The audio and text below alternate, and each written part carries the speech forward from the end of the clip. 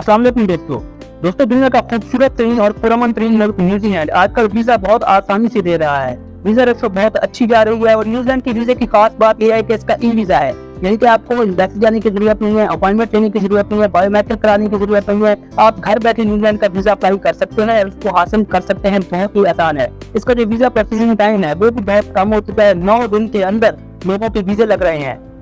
ठीक है ना, जो इसके जो वीजा फी है वो 7,000 पाकिस्तानी में 17,000 बनते हैं। और इसके लिए कौन से डॉक्यूमेंट्स रिक्वायर्ड है, किस तरीके से अप्लाई करना है और क्या क्या इसके बेनिफिट्स है, सारा इस वीडियो में डिस्कस करेंगे। सबसे पहले हम बात करेंगे कि न्यूजीलैंड के वीजा में कौन से डॉक्यूमेंट्स रिक्वायर्ड है। अच्छा, ये डॉक्यूमेंट्स में आपको पासपोर्ट चाहिए होगा जो कि एटलीस्ट 6 महीने के लिए वैलिड होना चाहिए। इसके अलावा पासपोर्ट साइज के फोटोग्राफ्स आपको चाहिए होंगे।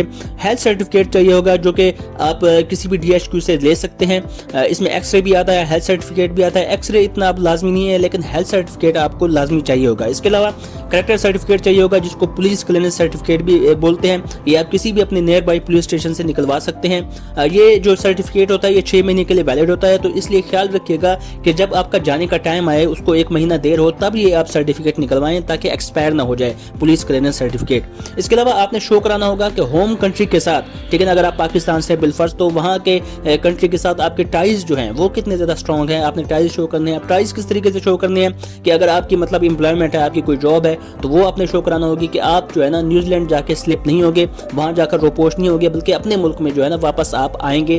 तो ये टाइज आपने दिखाने होते हैं। अगर आपकी एम्प्लॉयमेंट है तो उसकी सैलरी स्लिप आप अटैच करेंगे। इसके अलावा अगर आपका कोई बिजनेस है तो वो शो करेंगे कि आपका सक्सेसफुल बिजनेस है, आपके बगैर नहीं चल सकता और आपने न्यूजीलैंड से वापस पाकिस्तान या इंडिया जहाँ से भी हैं आप, तो आपने वहाँ से वापस आना है। इसके अलावा आप अपना फैमिली का भी शो करा सकते हैं कि मेरी फैमिली मौजूद है अपनी कंट्री में, तो मैंने अपनी फैमिली के लिए वापस आना है। तो इस तरीके से जो है ना टाइज आप स्ट्रॉन्ग तरीके से ना जो है ना शो करेंगे ताकि उनको तसल्ली हो। और इसके अलावा फैमिली मेंबर्स का अगर आप अप्लाई कर रहे हैं तो उनके जो है ना डॉक्यूमेंट्स अटैच करना लाजमी होंगे, वो प्रूफ देना लाजमी होगा मैरिज सर्टिफिकेट से या बर्थ सर्टिफिकेट से कि ये आपके फैमिली मेंबर्स हैं, ठीक है ना, और उनके बिहाफ में मैं अप्लाई कर रहा हूँ। इसके अलावा आपको प्रूफ ऑफ फंड्स, ठीक है ना, आपको bank statement proof of funds आपको दिखाने होंगे। अगर आप 1 महीने के लिए जा रहे हैं तो आपको $1000 की बैंक स्टेटमेंट शो कराना होगी। अगर आप 2 महीने के लिए जा रहे हैं तो $2000 की बैंक स्टेटमेंट शो कराना होगी। ये मैं न्यूजीलैंड डॉलर्स की बात कर रहा हूँ, यानी कि पर मंथ के आपको $1000 चाहिए होंगे। और अगर आपने अकोमोडेशन बुक कर लिया है, ठीक है ना, ऑनलाइन अकोमोडेशन आपने करा ली है, तो आपको $400 पर मंथ की जो है ना बैंक स्टेटमेंट दिखाना पड़ेगी। अगर आप 2 महीने के लिए जा रहे हैं तो $800 की बैंक स्टेटमेंट आपको शो कराना होगी, ठीक है। इसके अलावा अगर आपको कोई स्पॉन्सर अगर आपको कोई कर रहा है, ठीक है ना, तो जो बंदा स्पॉन्सर कर रहा है उसकी बैंक स्टेटमेंट और एफिडेविट जो है ना वो दरकार होगा, वो आपको चाहिए होगा। इसके अलावा हेल्थ इंश्योरेंस, अगर आप न्यूजीलैंड में जा रहे हैं तो आपको हेल्थ इंश्योरेंस भी कवर कराना होगी कि जो भी आपका मतलब है ट्रैवल के दौरान जो भी हेल्थ इश्यूज होंगे वो आप खुद बियर करेंगे, ये हेल्थ इंश्योरेंस आपको कराना होगी। और इसके अलावा जी एयर टिकट रिजर्वेशन और प्रूफ ऑफ अकोमोडेशन, ठीक है ना, लाइक होटल बुकिंग्स, तो ये आपको मतलब आपकी जो एयर की टिकटें हैं, ठीक है ना, वो होनी चाहिए, रिजर्वेशन होनी चाहिए, ठीक है।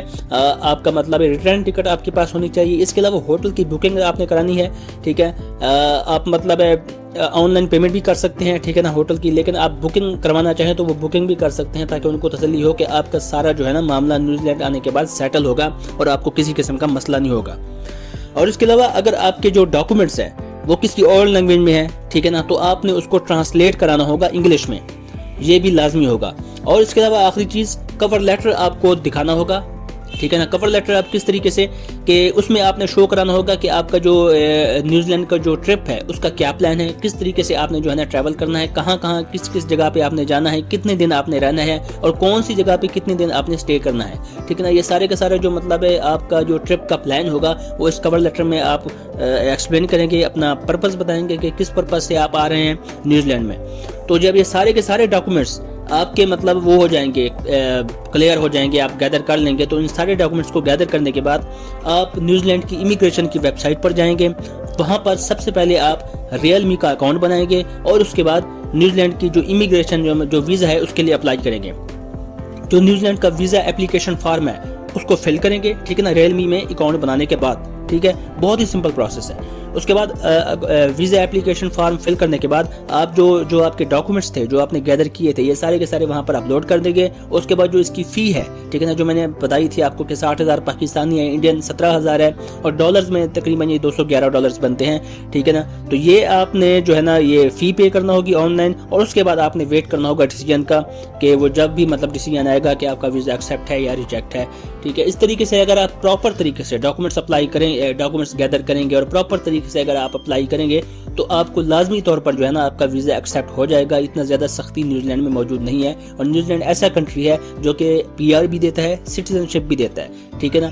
अगर आप वहाँ पर जाते हैं तो वहाँ पर आप जॉब सर्च कर सकते हैं न्यूजीलैंड में जाकर, ठीक है ना। और उसके बाद अगर आपको जॉब मिलती है तो फिर जो है ना आप वापस अपनी कंट्री में आके वर्क वीज़े पे दोबारा आप जो है ना न्यूजीलैंड आ सकते हैं और वहाँ पर जॉब कर सकते हैं। अप्लाई करना बहुत ही आसान है न्यूजीलैंड के वीज़ा के लिए। अगर आपको फिर भी इसके लिए कोई वीडियो चाहिए कि किस तरीके से स्टेप बाय स्टेप न्यूजीलैंड के वीज़ा के लिए अप्लाई करना है तो उस पर भी मैं वीडियो बना दूंगा, आप कमेंट में मुझे बता दीजिएगा। आई होप आपको समझ आ गया होगा। वीडियो अच्छी लगी तो उसको लाइक कीजिए, ठीक है ना। और कोई बात समझ नहीं आई तो आप कमेंट कर सकते हैं। मिलते हैं एक और वीडियो में। हमारे चैनल को लाजमी सब्सक्राइब कीजिए, बेल आइकन प्रेस कीजिए। अपना ख्याल रखिए। अल्लाह हाफ़िज़।